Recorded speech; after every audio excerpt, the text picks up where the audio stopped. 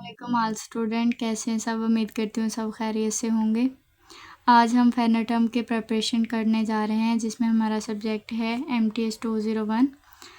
वो स्टूडेंट जिन्होंने MTH 501 की मिड टर्म में प्रिपरेशन की थी, उनके अल्हम्दुलिल्लाह बहुत अच्छे रिज़ल्ट्स आए हैं। अगर आप भी MTH 501 की फाइनल टर्म के प्रिपरेशन करना चाहते हैं तो मेरे इसी चैनल पे फाइनल टर्म की वीडियोस अपलोड हैं, वो जाके देख लें। बगैर टाइम वेस्ट किए हम आज की वीडियो जो है वो स्टार्ट करते हैं, जिसमें हमारा फ़र्स्ट ऑफ़ ऑल लेक्चर है 23। अब कुछ स्टूडेंट को ये इशू था कि हमें प्रैक्टिस क्वेश्चन करवाए जा रहे हैं, बल्कि इसके अलावा और भी कोई कंसेप्ट नहीं है, तो हम हाईलाइट देख लें ये वो। तो सबसे पहली और इम्पोर्टेंट बात मैं यही कहूँगी कि मैं सिर्फ आपको प्रैक्टिस क्वेश्चन नहीं करवा रही, बल्कि साथ साथ वो वाले टॉपिक का कंसेप्ट दे रही हूँ मुझे जो लगता है जो बहुत ज़्यादा इम्पोर्टेंट है। इससे आपके कंसेप्ट भी क्लियर हो जाते हैं, प्रैक्टिस क्वेश्चन भी क्लियर हो जाते हैं। और इन्हीं वीडियोस को अगर आप अच्छे तरीके से देख लेते हैं, साथ साथ प्रैक्टिस कर लेते हैं, तो इंशाल्लाह आप लोगों का A+ ग्रेड आएगा, 4/4 CGPA आ सकता है। तो आपने साथ साथ प्रैक्टिस ज़रूर करनी है और लेक्चर्स को देखना भी है, समझना भी है कंसेप्ट को अच्छे तरीके से कि क्या बताया जा रहा है किस टॉपिक के बारे में। अगर आप अच्छे से समझेंगे तो इंशाल्लाह आपका पेपर बहुत अच्छा होगा। सिर्फ आपके सब्जेक्टिव नहीं बल्कि ऑब्जेक्टिव भी आप बहुत अच्छे तरीके से कर लेंगे। Question number 23, find all the possible polar coordinate represent of point P whose rectangular coordinate R। अब एक छोटा सा कंसेप्ट आप समझेंगे। कह रहा है कि पोलर और रेक्टेंगुलर में क्या फ़र्क होता है। आपने देखा कि आपके पास 2 पॉइंट्स दे रहा है और ये भी। अब पोलर कोऑर्डिनेट में आपके पास फर्स्ट पॉइंट होता है R और सेकंड पॉइंट होता है थीटा। अब रेक्टेंगुलर में फर्स्ट पॉइंट होता है आपका X और सेकंड वाला होता है Y। अब कह रहा है आपको रेक्टेंगुलर तो उसने दिया है, आप पोलर फाइंड करें। आप बेसिकली उसमें उसको R की वैल्यू निकाल के देंगे और थीटा की वैल्यू निकाल के देंगे, ठीक है। तो अब हम इनकी वैल्यूज़ को कैसे निकालते हैं वो देखते हैं। कह रहा है आपको जो उसने दिया है रेक्टेंगुलर कोऑर्डिनेट जो गिवन है, ये वाली चीज़ उसमें X है और ये वाली चीज़ उसमें Y है। अब हम R निकालने के लिए एक फार्मूला है, R = √x² + y², ठीक है। X की वैल्यू जो है वो है 3√2 और Y की वैल्यू -3√2। अब दोनों का आप जब स्क्वायर लेंगे तो ये वाला स्क्वायर इसको 9 कर देगा और ये हमारी जो है स्क्वायर रूट से कैंसिल हो गया, अंदर 2 आ गया। सॉरी, ये बाय मिस्टेक डबल लिखा गया, लेकिन आपने जब कर रहे होंगे तो इस चीज़ को ध्यान से देखना है। अब ये वाला जब सेकंड वाला के लेंगे तो ये 9 हो जाएगा, ये स्क्वायर रूट के साथ कट जाएगा तो आपका आ जाएगा 2। अब ये इन दोनों के साथ मल्टीप्लाई होंगे तो 18। अब दोनों का ऐड करेंगे तो आपका आंसर आ जाएगा 36। जब इसका स्क्वायर रूट लेंगे तो वो आपका आ जाएगा 6 है। अब कहता है कि जब आप स्क्वायर रूट लेते हैं तो आपके पास 2 वैल्यूज़ आ जाती हैं, एक प्लस वाली और एक माइनस वाली, ठीक है। अब यहाँ तक तो आपकी R की वैल्यू निकल गई। अब कह रहा है आपने थीटा की वैल्यू भी निकालनी है, तो आपने एक और फार्मूला पढ़ा होगा कि tan थीटा = y/x, ठीक है। अब इसकी जगह हम और भी फंक्शन लगा सकते थे, जैसे सैन का लगा सकते थे, कॉस का लगा सकते, लेकिन वो हमारे एक एक्सिस को लेके एक्सप्लेन करता है, ठीक है। हमने tan को क्यों लिया, क्योंकि ये हमारे दोनों एक्सिस को लेके एक्सप्लेन करेगा। तो आपने यहाँ y की जगह उसकी वैल्यूज़ लगा दी, x की जगह इसकी वैल्यू लगा दी। अब दोनों को देखिए कि स्क्वायर रूट से कैंसिल हो गया, 3 से कैंसिल हो गया, आपका आंसर आ गया -1, ठीक है। अब यहाँ देखेंगे आप कि ये है tan थीटा अब यहाँ tan थीटे को हम दूसरी तरफ लेके जाएंगे तो ये क्या हो जाएगा हमारे पास इन्वर्स में, तो आ जाएगा tan इन्वर्स। अब ये -1 जो आपका पहले ऑलरेडी आंसर आया हुआ है, आप जब tan इन्वर्स 1 पे लेंगे तो आपका आ जाएगा 45। अब 45 को आप किस में चेंज कर सकते हैं, रेडियन में चेंज कर सकते हैं। रेडियन में चेंज करेंगे तो आपका आंसर आ जाएगा π/4। अब कहते हैं उससे पहले जो आपको कॉन्सेप्ट दिया गया था, कह रहा है आपके पास है रेक्टेंगुलर कोऑर्डिनेट, ठीक है, X और Y। अब आप इस चीज़ के कंसेप्ट को भी इसी के साथ समझेंगे कि आपके पास अगर एक ग्राफ आ जाता है, ठीक है, तो आप उसे रेडियन के फॉर्म में कैसे याद रखेंगे कि ये वाला फर्स्ट वाला रेडियन के फॉर्म में 7 π/4, सेकेंड वाला π/2 अब यहाँ एक और चीज़ समझ लें कि पाई का मतलब होता है 180, ठीक है।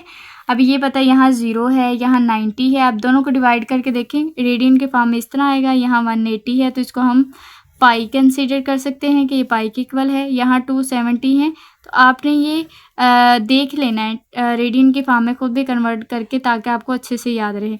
अभी यहाँ पता है कि ये अगर एक्स एक्सिस है तो ये यहाँ पॉजिटिव है, यहाँ नेगेटिव है। यहाँ वाई, अगर ये वाई एक्सिस है तो यहाँ नेगेटिव, ऊपर पॉजिटिव है और नीचे नेगेटिव है। अब कह रहा है आपको जो उसने दिया हुआ है 2 पॉइंट्स, उसमें फर्स्ट वाला क्या है पॉजिटिव और सेकंड वाला है नेगेटिव। आप यहाँ देखेंगे कि फर्स्ट वाला पॉजिटिव और सेकंड वाला नेगेटिव, तो मतलब ये हमारा फोर्थ कोऑर्डिनेट हो गया। फोर्थ कोऑर्डिनेट के अकॉर्डिंग देखेंगे तो हमारे पास रेडियन के फॉर्म में कौन कौन से जो है हमारे एंगल की वैल्यू आ जाएगी 3π/4 और 7π/4। अब यहाँ देखिए कि हमारी आर की वैल्यू 2 आई थी, एक माइनस वाली और एक कौन सी है प्लस वाली। अब यहाँ देखिए कि माइनस वाली के साथ क्या है, ये माइनस वाला वाई एक्सिस है तो इसमें 3π/4, तो मैं -6 के साथ लिखूँगी 3π/4। अब ये है प्लस वाला एक्स एक्सिस जिसमें है 7π/4, तो आप प्लस वाले 6 के साथ लिखेंगे 7π/4। यहाँ तक जो है क्वेश्चन आपका क्लियर हो गया। मुझे उम्मीद है ये क्वेश्चन आपको अच्छे से समझ आ गया होगा। अब कह रहे हैं आपने फिर से पोलर कोऑर्डिनेट फाइंड करना है, जबकि आपको रेक्टेंगुलर कोऑर्डिनेट उसने दिया हुआ है। वही चीज़ कि आप आर की वैल्यू निकालेंगे, थीटा की वैल्यू निकालेंगे। अब आपने ये क्वेश्चन खुद इसकी प्रैक्टिस करनी है। आपको मेरे नोट्स जो हैं वो अच्छे से नज़र आ रहे होंगे, तो आपको जहाँ से कोई मसला होगा तो आपने यहाँ से चेक कर लेना है और अपने क्वेश्चन करते हुए अगर कोई मसला हो जाए तो आप मेरे व्हाट्सएप ग्रुप जो इस चैनल के बायो में भी उसका लिंक है, अगर आपके पास ग्रुप नहीं है तो उसमें जाके ज्वाइन करके तो मुझे उससे पूछ सकते हैं कि यहाँ से कोई मसला है, तो मैं आपको इंशाल्लाह जो है ना वो जल्दी रिस्पॉन्स करूँगी। अब ये दोनों क्वेश्चन बिल्कुल एक मैंने करवा दिया, दूसरा क्वेश्चन बिल्कुल सेम उसी तरह का था। उसे अगले क्वेश्चन पे चलते हैं। कह रहा है express the equation x² = 8y in polar coordinate. कहता है जहाँ आपको पॉइंट नहीं दिए होते वहाँ भी आपने क्या करना है, उसे पोलर कोऑर्डिनेट में फाइंड करके बताना है। तो सबसे पहले हम देख लेते हैं। अब आप एक और चीज़ याद रखेंगे कि हम जब एक ग्राफ रीड करते हैं तो हमने एक चीज़ रीड की थी कि हमारे फंक्शन कहाँ कहाँ होते हैं। ये आपका एक्स एक्सिस है, ये आपका वाई एक्सिस है, ठीक है। अब एक्स एक्सिस के पास होता है कॉस फंक्शन, ठीक है, और यहाँ एक्स तो आप कोई भी वेरिएबल लगा सकते हैं, और वाई के पास होता है सैन वेरिएबल, ठीक है। मतलब जो हमारा ट्रिग्नोमेट्रिक फंक्शन होते हैं ये है एक्स के पास कॉस और सैन, जो वाई के पास है वो सैन। अब हम खुद से जो है ना उसे बताते हैं, इसी इक्वेशन में पुट करते हैं कि हम आर खुद से लेट किया कि हमने कहा कि एक्स जो है वो इक्वल है हमारे आर कॉस थीटा के और वाई इक्वल है आर सैन थीटा के। अब x की जगह आपने लिख लिया आर कॉस थीटा और इसके ऊपर स्क्वायर था, ऊपर स्क्वायर ही लिखा। इधर 8 और y की जगह आपने लिखा आर सैन थीटा। अब इनका स्क्वायर ले लेंगे, इसका स्क्वायर आ जाएगा, सेकंड वाले का भी स्क्वायर आ जाएगा। अब क्या करेंगे, इस आर को लेके जाएंगे इस तरफ ताकि ये इस तरफ आके डिवाइड हो जाएगा। अब ये दोनों आपस में मल्टीप्लाई है, इसको उठाया और दूसरी तरफ ले गए, मतलब 8 के नीचे ले आए कॉस स्क्वायर को और इधर आर स्क्वायर के नीचे ले गए इस वाले आर को जो इस साइड पे पड़ा हुआ है, ठीक है। कटिंग हो गई तो हमारे पास एक सिंपल आर बच जाएगा। अब इसको थोड़ा सा और सिंपल कर लेते हैं कि हमारे पास कॉस 2 है, तो आपने दोनों को अलग कर लिया। सैन तो एक है, एक के नीचे मतलब पहले सैन के नीचे एक कॉस लिख लिया, दूसरा 1/cos अलग लिख लिया। ये इक्वल होगा हमारे पास tan के। ये आपने ट्रिग्नोमेट्री फंक्शन पढ़ा होगा कि tan = होता है tan थीटा = होता है sine theta over cos theta. अब एक और ट्रिग्नोमेट्री आपने फंक्शन पढ़ा होगा कि 1/cos जो इक्वल होता है वो होता है हमारे पास सीकेंड थीटा के। तो मैंने इनके जो है इनकी जगह जो हमारे फंक्शन ट्रिग्नोमेट्री फंक्शन आ रहे थे वो मैंने पुट कर दिए। Convert the point from polar to Cartesian coordinate. आप देखिए आपको पता था कि पोलर में हमारे पास अगर 2 पॉइंट्स होंगे तो फर्स्ट वाला आर होगा और सेकंड वाला थीटा होगा। अब कार्टेशियन में क्या होगा, फर्स्ट वाला x होगा और सेकंड वाला y। अब कह रहा है ये तो आपके पास गिवन है और ये आपने जो है वो फाइंड करके बताने हैं। अभी उसी को देख लेते हैं। कहता है हमारे पास r इज इक्वल टू 2 और थीटा इज इक्वल टू π/3। अब x निकालने के लिए अभी हमने रिसेंटली फार्मूला पढ़ा है, x is equal to r cos theta. r की जगह आपने 2 लगा लिया, cos थीटे की जगह आपने π/3 लगा लिया। अब 2 वैसा का वैसा, अब π/3 की जगह 1/2। अब आपको मैंने एक चीज़ बताई थी कि पाई की जगह हम लगाते हैं 180 को जब 3 पे डिवाइड करोगे तो हमारे पास आ जाएगा 60। अब एक हमारे पास जो है टेबल है जो आपने सेकेंड ईयर में किया होगा। यहाँ से देखिए कि कॉस जो है 60 पे क्या है 1/2, तो आप इसकी जगह लगा सकते हैं 1/2। 1/2 में यहाँ 2 से कैंसिल हो गया, आंसर आ गया आपका 1। अब इसी तरह आपकी r की वैल्यू है, y की वैल्यू है, इसमें r की जगह आपने 2 लगाया, सैन थीटे की जगह π/3। अब सैन आपको पता है ये वाली चीज़ होगी हमारे पास, अभी इसे को पहले भी किया है कि ये इक्वल आई थी 60 की। अब सैन 60 पे है स्क्वायर रूट 3/2, तो हमारे पास आ गया स्क्वायर रूट 3/2।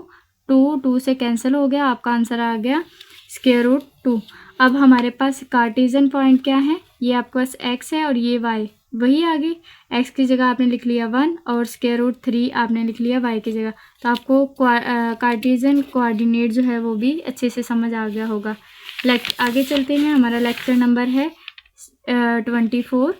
अब इसमें कह रहा है आपको एक पोलर कोऑर्डिनेट जो है इक्वेशन दी हुई है, आपने डिस्कस करना है symmetry of graph curve about the initial line. अब बेसिकली वो चीज़ यही कहता है कि आपने इस इक्वेशन को लेना है, ठीक है। आपने देखना है कि आपके पास जो फंक्शन है, अगर आप उसके डेरिवेटिव, अगर यहाँ थीटा है, अगर इसकी जगह आप चेंज कर लेते हैं माइनस थीटा, अब उसको मल्टीप्लाई करने के बाद भी आपका आंसर ये जो गिवन है थीटा ही आए, तो आपने कहना है कि वो जो है इनिशियल जो हमारा इनिशियल कर्व बनेगा, इनिशियल लाइन के अकॉर्डिंग जो सिमेट्री ग्राफ कर्व बनेगा वो है लाइक कर रहा है। मतलब हम इस चीज़ को अगर थोड़ा सा मज़ीद समझ लें, कह रहा है एज वी नो डैट, अगर हम कॉस की जगह मतलब थीटे की जगह माइनस थीटा लगाया तो आपको पता है कि कॉस जो है वो माइनस को अब्जॉर्ब कर लेता है, तो उसका आंसर देता है कॉस थीटा। मतलब माइनस जो है आंसर में इग्नोर किया जाता है। कहते हैं so equation of curve remain same, theta is replaced by the minus theta. Basically वही चीज़ बता रहा है कि अगर आप उसमें थीटे की जगह माइनस थीटा भी अप्लाई करते हैं लेकिन आपका फिर से वही फंक्शन आए जो गिवन है, तो आप कहेंगे कि वो जो कर्व बन रहा है वो सिमेट्री अबाउट इनिशियल लाइन के है। अगर नहीं आता तो वो उसको लाई नहीं करता। उसे आगे देखते हैं क्या सब में ऐसा ही होगा। अब उसे अगला क्वेश्चन है equation the curve polar equation of a curve in polar coordinate r square is equal to a square cos 2 theta. कह रहा है आप डिस्कस करेंगे symmetry of graph of these curve about y axis, ठीक है। अब y axis के according कह रहा है आपने इसको डिस्कस करना है। तो y एक्सिस पे आपके पास जो होता है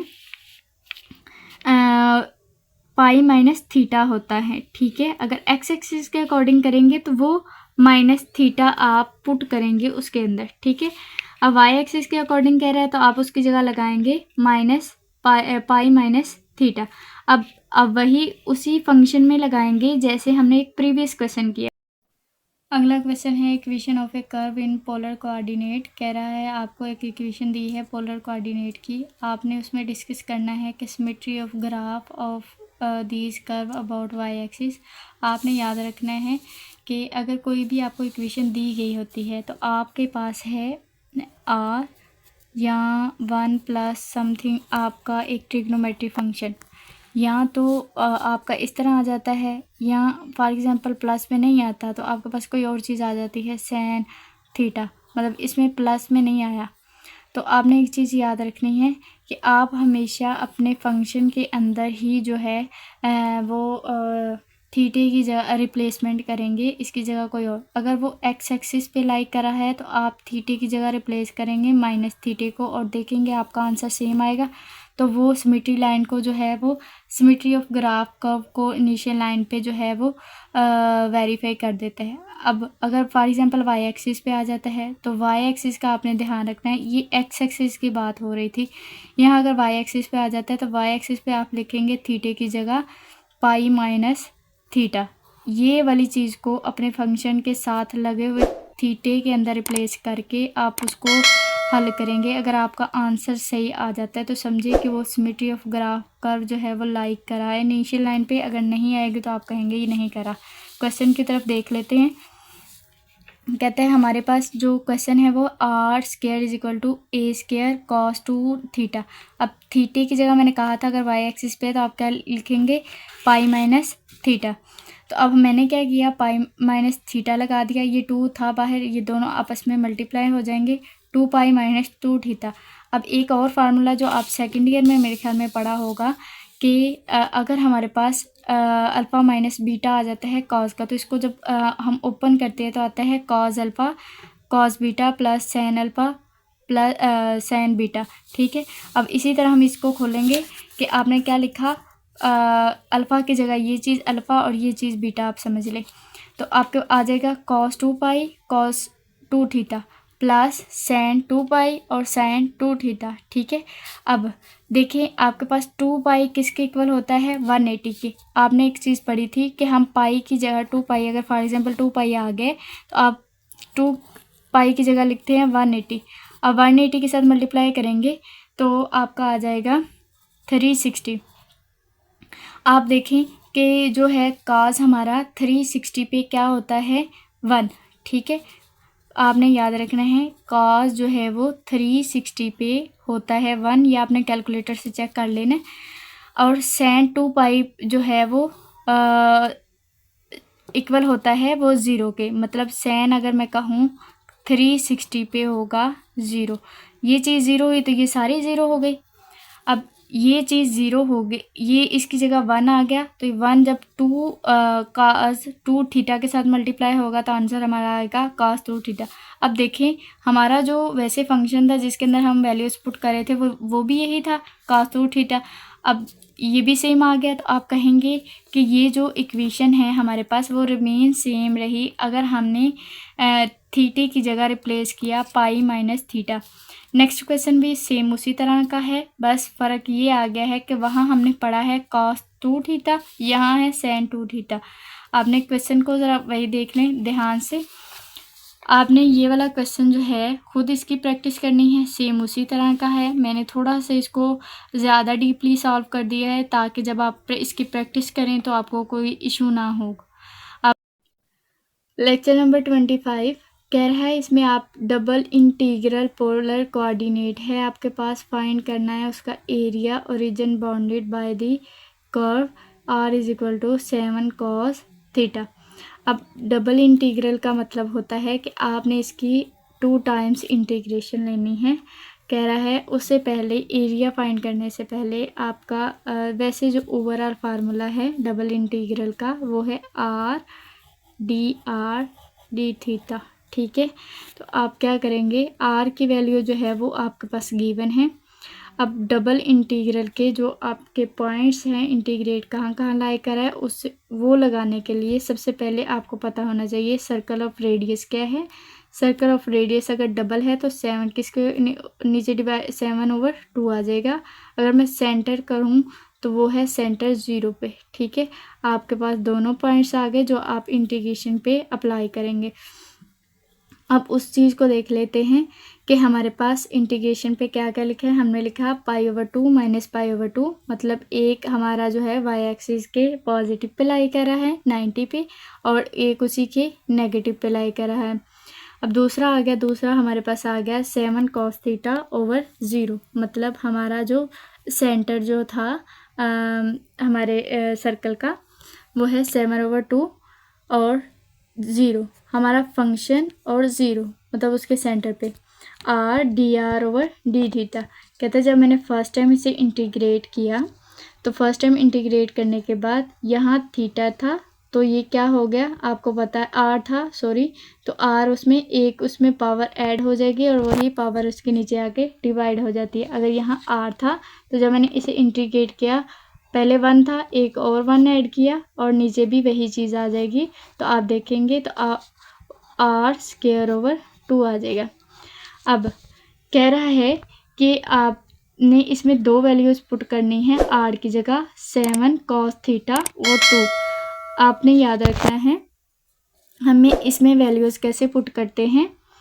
जैसे उससे पहले देख लें, ये 1/2 था ना, ये इस चीज़ को आप 1/2 को बाहर लीजिए, 1/2 बाहर चला गया, अंदर रह गया आपके पास आर स्क्वायर। अब आर स्क्वायर में जब आप 2 वैल्यूज़ पुट करेंगे, 7 cos थीटा 2, आर की जगह आपने एक दफ़ा लिखा 7 cos थीटा, इसका स्क्वायर माइनस 0 का स्क्वायर, दूसरी वैल्यू 0 थी, तो जब ये 0 थी तो इसका कोई फ़ायदा नहीं था लिखने के लिए, लिखने का, तो मैंने इसकी जगह लिख लिया 7 cos थीटा, बस यही चीज़ ली, 0 को मैंने कंसीडर ही नहीं किया क्योंकि ये तो 0 है ऑलरेडी। जब इसको मैं 2 टाइम्स मल्टीप्लाई करूँगी तो आ जाएगा हमारे पास 49 cos थीटा। अब फिर मैं इंटीग्रेट कर रही हूँ इसको थीटे के अकॉर्डिंग, ठीक है।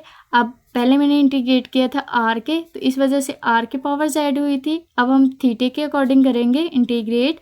जब ये 49 बाहर चला गया और 2 ऑलरेडी पहले था बाहर, ये ऊपर जाकर मल्टीप्लाई होगा तो आ जाएगा 49/2। इंटीग्रेट करेंगे तो आ जाएगा π/2 माइनस π/2। अब cos square theta cos theta, जब इसे इंटीग्रेट किया तो अब हमने इस cos स्क्वायर थीटा की जगह लगा लेंगे 1 + cos 2 थीटा ओवर 2।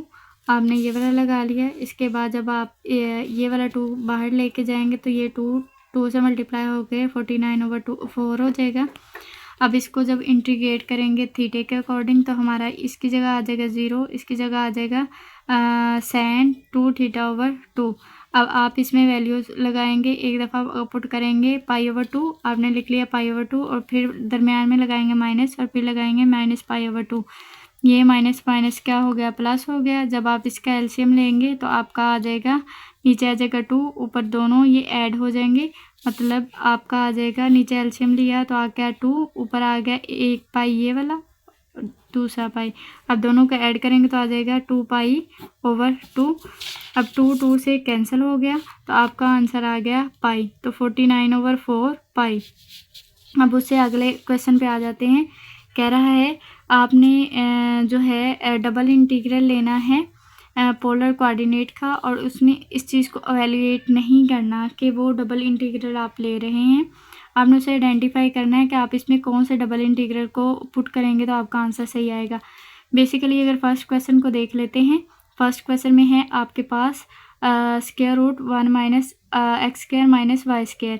अब माइनस को अगर आप कॉमन ले लें, यहाँ से आप एक चीज़ को जो है ना वो समझ लें। अगर आपके पास है 1 - x² - y², ठीक है, तो आपने अगर माइनस को कॉमन लिया तो आपके पास आ जाएगा x² - प्लस y² और बाहर रह जाएगा 1। अब आपने एक चीज़ याद रखनी है, x² और y² इक्वल होता है r² के माइनस r1, सॉरी ये ऑलरेडी जो ऊपर 1 था ये वाला, तो आपका आ गया 1 - r²। ये वाली चीज़ आपको समझ आ गई होगी कि आपके पास जो मेन चीज़ है वो क्या है, मेन इक्वेशन क्या है, ये हो गई। अब यहाँ से देखें तो आपकी एक वैल्यू r की आ रही है 1, ठीक है, और ये माइनस के दूसरी तरफ जाकर प्लस का हो गया तो r की वैल्यू आ गई 1। सेंटर पे होगा तो ये 0, हमारा एक जो है पॉइंट बन जाएगा 1 और 0। अब देखें कि आपका जो है ये वाली चीज़ लाई कर रही है आपकी y एक्सिस पे, तो y एक्सिस पे आपने 2 एंगल्स जो है वो देखे थे, एक था 3π/2 और दूसरा था π/2। तो आपने दूसरा जो इंटीग्रल में पॉइंट्स लगाएंगे वो है 3π/2 और π/2। तो आपकी मेन चीज़ जो है वो ये आ गई। इसी के साथ हम आगे चलते हैं। अब कह रहा है इसके अंदर भी वही, अगर आपको उसने पॉइंट दे दिए हैं तो आपने क्या करना है, उसको पुट करके बताना है। अब अगर फॉर एग्जांपल ये शॉर्ट क्वेश्चन में आ जाता है तो ये इंग्लिश लिखने की या मतलब इस तरह का बताने की कोई ज़रूरत नहीं। अगर आप डायरेक्ट पॉइंट इस तरह के करते हैं और मेन चीज़ उसको बता देते हैं, ये 2 पॉइंट्स है, तो आपको अगर 2 नंबर का क्वेश्चन होगा तो वो इसमें से पूरे नंबर ही देगा। अब उस चीज़ को देख लेते हैं कि हमने इसमें क्या लगाएंगे, एक पॉजिटिव में और एक नेगेटिव में, क्योंकि ये 90 पे लाई कर रहा है। और दूसरा ये था, एक आ जाएगा 3। अगर हम इसका जो है आपको पता है ये वाली चीज़ जो है, सॉरी इसको थोड़ा सा देख लेते हैं। यहाँ है 4 और यहाँ x² प्लस y² और 9। अब यहाँ है r² 4 और इधर है 9। यहाँ स्क्वायर ख़त्म करेंगे जब इसका, तो इन चीज़ों का भी स्क्वायर आ जाएगा। स्क्वायर लेंगे 4, इसका भी और इसका भी, तो हमारे पास 2 r और 3। हमारा जो पॉइंट बन रहा है वो 3 और 2 का है। तो हमने सेकंड इंटीग्रल में जो पॉइंट लगाएंगे वो 3 और 2 होगा। यहाँ r आपको पता है कि x पे कौन सा होता है, r cos थीटा, और cos थीटा लगाया तो ये इसके साथ क्या हो गया, जब इसमें इसके साथ स्क्वायर लेंगे तो 2 हो जाएगा और एक ये वाला ऐड करेंगे तो r3 हो जाएगा। cos स्क्वायर थीटा वही, अब dr और d थीटा वही। अब ये वाली चीज़ जो है आपका डबल इंटीग्रल बन गया कि आपने इसमें से पॉइंट कैसे निकालने हैं और पुट कैसे करना है। अब कहते हैं यहाँ तो आपने देखा कि पॉइंट कैसे निकालेंगे, इंटीग्रल में पुट कैसे करेंगे। अब कहते हैं अगर मैं आपको गिवन दे देता हूँ ये वाली चीज़, तो आप इसका मुझे इंटीग्रल लेना, मतलब ले के दिखाएँ, आप मुझे इसको बताएं कि इसका मैं डबल इंटीग्रल कैसे लूँगा। सबसे पहले यही चीज़ देखें, आप इसमें बताएं, वो कह रहा है आपने डबल इंटीग्रल को चेंज करना है पोलर कोऑर्डिनेट में। यहाँ हमने अभी ऊपर रिसेंटली देखा है कि पोलर को हमने डबल इंटीग्रल में कैसे चेंज किया। अब हम जो चीज़ ऊपर बनाने सीखी है वही चीज़ को फिर से वैसे बदलेंगे जैसे वो क्वेश्चन में गिवन देता था। तो बेसिकली हम क्वेश्चन की तरफ चलते हैं। कह रहा है आप अगर x² प्लस y² है तो आप उसको कंसीडर करते हो वो r² के इक्वल होता है, तो आपने इसकी जगह r² लगा लिया। ये इधर r² है एक ये, तो ये 3r हो गया। अगर मैं फर्स्ट इंटीग्रेशन लूँगी r के अकॉर्डिंग, dr के अकॉर्डिंग, ठीक है, तो यहाँ एक पावर में ऐड होगा तो वही पावर डिवाइड भी हो जाएगी। तो यहाँ 3 था, एक ऐड होकर 4 और 4 ही नीचे डिवाइड हो गया। तो इसमें मैं पुट करूँगी माइनस नहीं सॉरी स्क्वायर रूट 2 और 0। और 0 पुट करने का फ़ायदा कोई नहीं है, तो हम जो है स्क्वायर रूट 2 ही पुट करेंगे। उससे पहले ये 1/4 जो गिवन था उसको हमने बाहर ले गए, मतलब ओवर के नीचे था तो इसको 1/4 अलग कर लिया, बाकी रह गया r4। अब r4 में पुट करेंगे, इसको थोड़ा सा देख लें कि अगर आपके पास r4 है, ठीक है, तो आप इसके अंदर पुट कर रहे हैं r4 की जगह π/4 माइनस 0 के 4। तो 4 लेने का वही की चीज़ कि ये 0 आए तो इसका कोई फ़ायदा नहीं है। तो जब इसको 2 टाइम्स लेंगे, जब आपने इसको 2 टाइम्स लिया तो ये इससे कैंसिल हो गया। आपका अभी 2 टाइम्स रहता है तो ये आ गया जी आपका 2। अब 2 टाइम्स लिया फिर से जो रह गया था तो आपका आंसर आ गया 4। तो यहाँ मैंने डायरेक्ट 4 लगाया है, तो आपने इस चीज़ को अच्छे से समझ लेना है। अब ये इधर मल्टीप्लाई हो रहा है, ये बाहर चला जाएगा, ठीक है। जैसे 1/4 को लिया, ये हमारे पास एक कांस्टेंट वैल्यू तो इसको बाहर निकाल लिया, तो ये दोनों डिवाइड होकर इसकी जगह आ गया 1। यहाँ रह गया था, अब जब उसको ले जाएंगे यहाँ रह जाएगा 1। जब इसको थीटे के अकॉर्डिंग लगाएंगे तो अगर फॉर एग्जांपल 1 है तो 1 का जब इंटीग्रेट लेते हैं तो वो अगर थीटे के अकॉर्डिंग ले रहे हैं तो थीटा आएगा, अगर आर के अकॉर्डिंग ले रहे हैं तो आर आएगा। तो हम थीटे के अकॉर्डिंग कर रहे हैं तो आ जाएगा थीटा ही। अब हमारे पास पॉइंट कौन से है, π/2 और 0। फिर से π/2 पहले लगाया थीटे की जगह और -0, 0 लिखने का फ़ायदा नहीं, तो हमारा आंसर आ गया π/2। उससे अगला क्वेश्चन है, कह रहा है आपको उसने क्वेश्चन में दे दिए हैं, पॉइंट्स भी दे दिए हैं इंटीग्रल के ऊपर और आपको एक फंक्शन भी दे दिया है। कह रहा है आपने इसको फिर से पोलर कोऑर्डिनेट में करना है। सेम उसी की तरह r² लगा लेंगे, ठीक है। उसको फर्स्ट टाइम इंटीग्रेट करेंगे तो इसकी जगह आ जाएगा -cos r²/2। और पॉइंट कौन से हैं, फर्स्ट हमारे 3 और 2। हमने पहले 3 पुट किया, 0 की जगह तो कुछ नहीं करेंगे, 1/2 को जो है वो पहले कांस्टेंट को बाहर ले गए, जो फंक्शन रह गया उसके अंदर ये 3 लगाया, तो इसको 2 टाइम्स मल्टीप्लाई करोगे तो 9, और इसी को जब 9, अब 9 में से 1 निकालेंगे तो आपका आंसर आ जाएगा 8। नंबर 26, इसमें कह रहा है आपको एक गिवन इंटीग्रल है जिसको आप इंटीग्रेट करेंगे x, y और z, क्योंकि इसके अंदर जो इक्वेशन में वेरिएबल है x, y, z है। अब आपको उसने पॉइंट्स भी दे दिए हैं। फर्स्ट इंटीग्रेशन में आप लगाएंगे पॉइंट 2 और 0, सेकंड में लगाएंगे 3 और 0, और थर्ड में लगाएंगे 2 और -2। अब कह रहा है आपने इसको इंटीग्रेट करना है।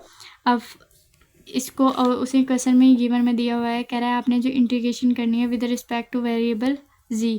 आपको 3 इंटीग्रेशन है, हमने 3 को सॉल्व नहीं करना, बस z को सॉल्व करना है z के अकॉर्डिंग। तो हम z के अकॉर्डिंग देखते हैं। जब आप z के अकॉर्डिंग देखेंगे तो आपका लास्ट पॉइंट को हल करेंगे, मतलब थर्ड वाली इंटीग्रेशन को जब सॉल्व करेंगे तो यहाँ z, इसमें x 3 था तो इसके साथ क्या आ जाएगा z, और इसमें भी x3 y था और इसके साथ भी z आ गया। अब देखिए कि ये हमारा z स्क्वायर है, जो z वाला वेरिएबल होगा उसकी पावर ऐड हो जाएंगी, मतलब उसकी पावर में 1 ऐड होगा और वही उसके नीचे जो है वो डिवाइड हो जाएगा।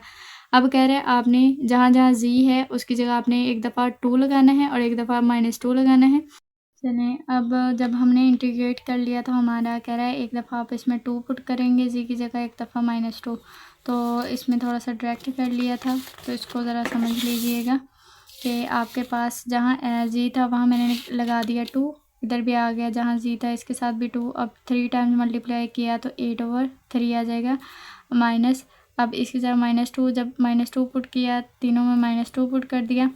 अब ये चीज़ वही वैसे की वैसे सही आ गई, वैसे ही आ गई। ये माइनस प्लस हो गया, +2x3, ये भी माइनस प्लस हो गया, ये भी माइनस प्लस हो गया। अब ये 2x3 है, ये 2x3 है, तो क्या हो जाएगा हमारे पास 4x3, ये 2y2 है, यहाँ आ जाएगा 2 और ये 2 हो जाएगा 4y2।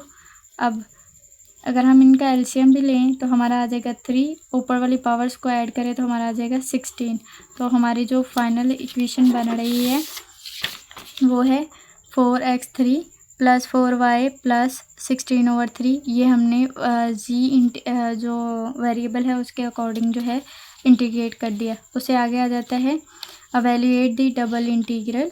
आपने डबल इंटीग्रल को एवेल्यूएट करना है और एक पोलर कोऑर्डिनेट बनाना है जिसमें आपने x और y वेरिएबल की वैल्यू देनी है, यानी मतलब लास्ट पे आप एक वैल्यू से उसको निकाल के देंगे। तो आप उससे पहले देख लेते हैं, अगर आपके पास √9 - x स्क्वायर है तो आप इसको पहले सॉल्व करेंगे तो इसको ऐसे नंबर की फॉर्म में लेके आएंगे ताकि आपके लिए इंटीग्रेशन करना इजी हो जाए। तो मैंने क्या किया कि पहला जो है इसको मैंने x के अकॉर्डिंग लिखा हुआ, x के अकॉर्डिंग वेरिएबल को लिखा, ये दोनों पॉइंट्स को लिख लिया जो उसने हमें दिए हुए हैं। अब आपने लेट किया ये y के इक्वल है -9 √9 - x स्क्वायर। आप देखिए इसका स्क्वायर रूट लेंगे तो ये वाला स्क्वायर रूट ख़त्म हो जाएगा, तो ये इधर अगर माइनस का दूसरी तरफ क्या हो जाएगा प्लस का, तो x स्क्वायर + y स्क्वायर = 9। अब ये वाली चीज़ आपने पढ़ी थी कि ये r स्क्वायर के इक्वल होती है। यहाँ फॉर एग्जांपल अगर आप ये नहीं देखते या अगर इसे देखें r स्क्वायर के अकॉर्डिंग ले लिया तो ये है 9, जब इसका स्क्वायर ख़त्म करेंगे इसका स्क्वायर लेंगे तो हमारा आ जाएगा स्क्वायर रूट लेंगे तो r = आ जाएगा 3। तो हम इसकी जगह क्या लगा सकते हैं 3। अब इसको सॉल्व करते हैं तो इसकी जगह आ जाएगा हमारा आ जाएगा 0। तो हमारे पास 2 पॉइंट्स आ गए, एक आ गया 3, ठीक है, और एक आ गया 0, तो हमारे लिए वो ज़्यादा इजी हो गया। अब है इधर है 1 और इधर है -1, तो आपने इधर लिखा कि हमारे पास 2π और 0। हमारे पास जो क्वेश्चन में गिवन है यहाँ लिख लिया r² + 1। ये आपको प्रीवियस क्वेश्चन से करते आ रहे हैं कि हम इसकी जगह r² लगाते हैं। अब फर्स्ट इंटीग्रेट करेंगे इसे r के अकॉर्डिंग, ये r इसके साथ मल्टीप्लाई होगा, r3 + r आ जाएगा। अब हम इंटीग्रेट करेंगे dr, मतलब r वेरिएबल के अकॉर्डिंग हमने इंटीग्रेट किया, तो इसकी पावर में एक ऐड हो जाएगी, वही पावर इसके अंदर डिवाइड हो जाएंगी। अब इंटीग्रेट करने के बाद इसमें कह रहा है जहाँ आर है वहाँ आप 3 लगाएंगे, ठीक है। एक दफ़ा 3 पुट करेंगे, एक दफ़ा 0। तो मैंने फर्स्ट टाइम 3 पुट किया तो मेरा आंसर जो है वो है आ गया 81 और दूसरा आ जाएगा 9/2। अब 0 में इसमें पुट करूँगी तो 0 की जगह सारा 0 हो जाएगा, तो इसको लिखने का फ़ायदा नहीं है। अब हमारा इनका जो है एलसीएम ले लेते हैं। तो इसके नीचे नहीं था तो ये 2 पर मल्टीप्लाई हो गया, इसके साथ कटिंग होने के बाद तो वो आ जाएगा 18। 81 और 18 ऐड करेंगे तो 99/4। ये कांस्टेंट वैल्यू है तो इसको हम क्या करेंगे, बाहर निकाल देंगे। इधर रह गया 1 d थीटा। अब जिस आपने पता है जब जिसके साथ 1 होता है उसको इंटीग्रेट करें तो उसकी जगह आ जाता है पाई। तो पाई आ गया आपके पास, सॉरी इस तरह आप लिख लें इसको, पाई 2 पाई और 0। आप इसमें एक दफ़ा 2 पाई ऐड करेंगे, पुट करेंगे, एक दफ़ा 0। तो जो 0 पुट करेंगे 0 ही आएगा, तो ये 0 लिखने का फ़ायदा नहीं है। तो आपका आंसर आ जाएगा 2 पाई। अब ये 2 इससे डिवाइड जो है वो कटिंग हो गई, 2 1 जा 2 और 2 2 जा 4। तो आप इसकी जगह लिख लेंगे 99/2। उससे अगला क्वेश्चन आ जाता है सेम उसी तरह का जैसे अभी हमने ये किया है। इसमें भी वो कह रहा है कि आपने इसे पोलर कोऑर्डिनेट में चेंज करना है। तो हमने ऊपर वाले क्वेश्चन में इसकी जगह लगाया था 2 पाई और इधर लगाया था 0 और इसको सॉल्व किया था। अब इसको देख लेते हैं, इसको सॉल्व करें तो हमने पता है कि ये इसको हम करते हैं y के according. y = square root r square. अब इसका जब स्क्वायर लेते हैं तो ये वाला स्क्वायर जो है इसका ख़त्म हो जाता है, दोनों तरफ स्क्वायर लिया, ये इससे ख़त्म हो गया, आ गया y² 1 - x स्क्वायर। ये इधर माइनस के इधर जाके वो प्लस का हो गया, इधर आ गया 1, ठीक है। तो आप इसकी जगह अब आगे लिख सकते हैं r² = 1। तो बेसिकली हमारा एक पॉइंट आ गया था 1। अब हम इसकी जगह क्या लगा लेंगे, 1 और 0। अब अगर 1 आया है तो मतलब वो 90 पे लाई कर रहा है, ठीक है। तो हमने लगा लिया पाई। और अगर इसके डाउनवर्ड पॉइंट देखें तो यहाँ 0 था तो हमने इसकी जगह भी क्या लगा दिया, 0।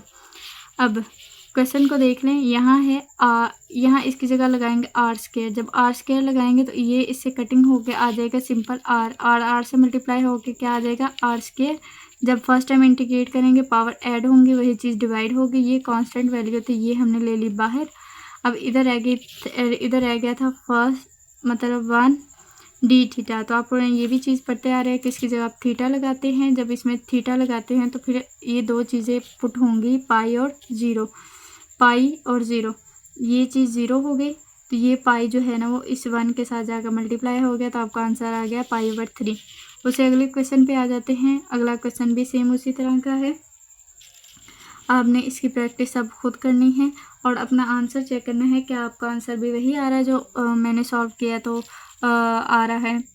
उससे अगला लेक्चर आ जाता है लेक्चर नंबर 27। कह रहा है आप इसमें डबल मॉड r लेंगे, rt लेंगे। तो आप वो कैसे लेते हैं, अगर आपको उसने rt दिया हुआ है तो आपने मतलब आपके पास एक वेक्टर वैल्यूड फंक्शन दिया हुआ है उसने, जिसमें 3 डिमेंशन है i, j और k। तो आप इन तीनों को स्क्वायर रूट के नीचे जो है स्क्वायर लेते हैं। तो फर्स्ट की वैल्यू क्या थी 5, इसका मैंने स्क्वायर ले लिया। सेकंड क्या है sin t, इसका स्क्वायर लिया। और थर्ड क्या है cos t, इसका स्क्वायर लिया।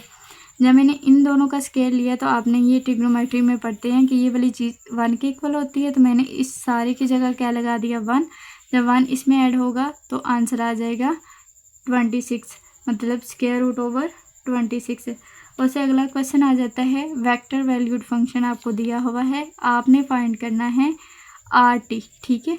तो आपने क्या किया, जहाँ जहाँ आपके पास t था, ठीक है, सॉरी r2 फाइंड करना था, यहाँ 2 आना था। तो जहाँ जहाँ आपके पास t है उसकी जगह आप 2 लगाते जाएंगे। जहाँ t था यहाँ आपने लगा दिया 2, तो ये 2 क्या हो गया, e4 हो गया। यहाँ आपके पास t था तो 2 इधर लगाया, 2 - 1, तो आपका आंसर आ गया ln 1। अब आगे आ गया ये टी के था, तो इसकी जगह टी की जगह आपने लगा दिया 2। अब सो आगे चलते हैं। कहता है ln i के इक्वल जो होता है वो 0 के इक्वल होगा, तो मतलब ये चीज़ ख़त्म हो गई। आपका आंसर आ गया E4i + 2k। तो यहाँ तक हमारे ऑलमोस्ट 27 लेक्चर जो हैं वो कवर हो गए हैं। तो मुझे उम्मीद है इस वीडियो में जितने लेक्चर्स आपको कवर करवाए गए होंगे आपको बहुत अच्छे से समझ आ गई होगी। लेकिन फिर भी अगर कोई किसी पॉइंट की समझ नहीं आ रही या क्वेश्चन में सॉल्व करते हुए कोई मसला आ रहा है, तो आप मुझे मेरी व्हाट्सएप ग्रुप में जाके मैसेज कर सकते हैं, या वैसे पर्सनली जाकर वहाँ से मैसेज कर सकते हैं। मैम यहाँ से समझ रही आ रही, मैं हमें समझा दे, तो मैं इंशाल्लाह आपको जल्दी रिस्पॉन्स करूँगी। अपना बहुत सा ख्याल रखिएगा। मिलते हैं नेक्स्ट वीडियो में। टेक केयर, बाय बाय, अल्लाह हाफिज़।